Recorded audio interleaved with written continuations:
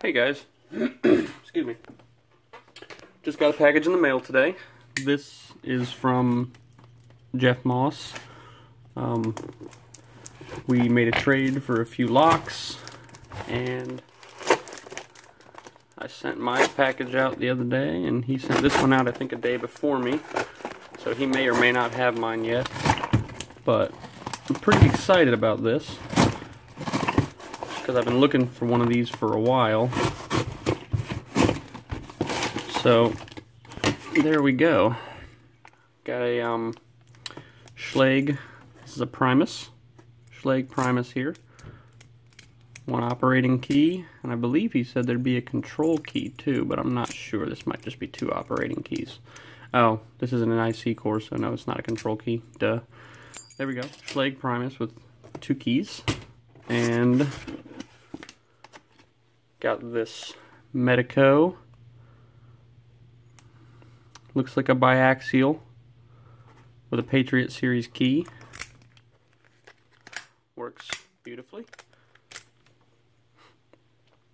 So I'm going to attempt to pick this thing right out of the box.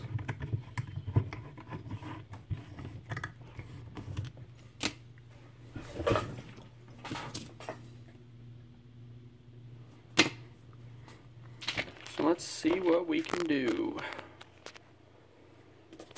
Just again, I'll insert the key and scrub it around to scramble the sidebar bitting, or the sidebar code. We're going to grab 50 thousandths tensioner. That should fit in there pretty good. There we go. 50 thousandths tensioner. And I think I'll start with a gem. See if we can't pick this thing open.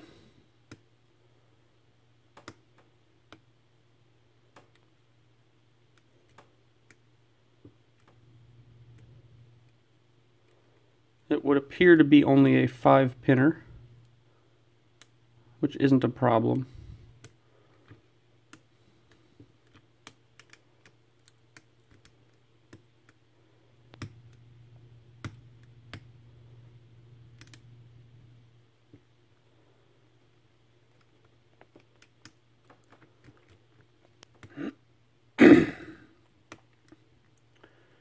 Sorry, I've been struggling a little bit with some mucus.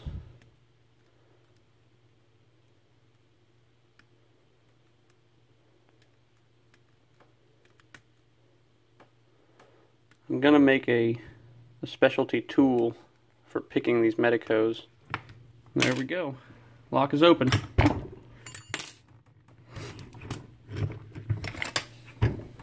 And we'll go ahead and gut it. Make sure everything's in there. Let me find the right Allen key. I don't have it right here with me.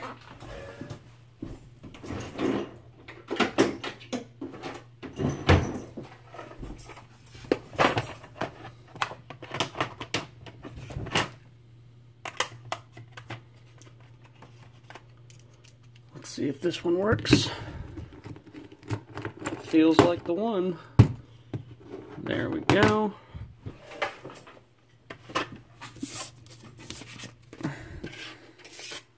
Move these tools out of the way.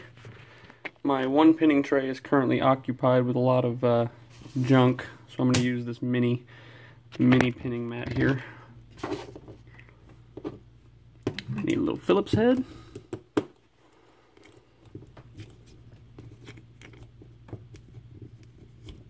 Wow, that's a really tight screw. Okay, one.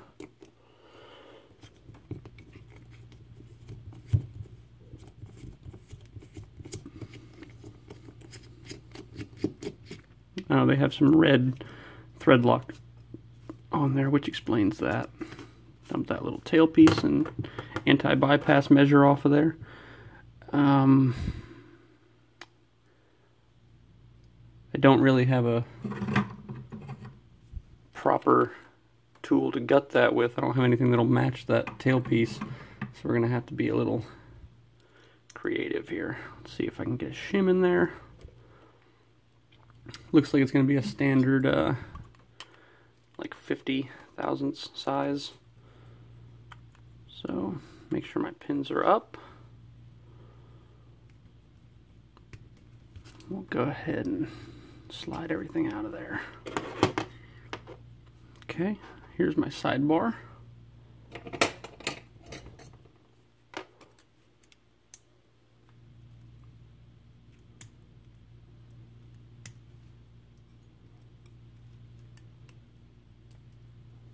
Just dropped a spring, but that's fine. It's on my mat. There's the other one. There's my springs. There's a sidebar. All the tabs are intact. This is actually a 6-pin lock. It's only populated in 5 of the chambers, though. And then we will pull these pins out of here. Let's see. Number 5, 4, 3, 2, and 1. And then we'll get to work on the upstairs.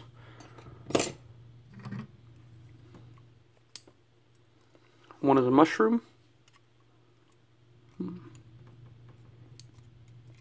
2 is an anti-drill. 3 is a mushroom. 4 is an anti-drill. And 5 is an anti-drill. There shouldn't be anything in 6. If I can find a set of pins that'll work, I may have some Medeco pins around here. If I can find one that'll work for the 6th pin and ride off of the bow of the key, I'll make it a 6-pinner, just because. But get these pins oriented the right way so we can see the gates. They do have false gates. That one actually does not. That one does have a true and a false gate. This one has a true and a false gate.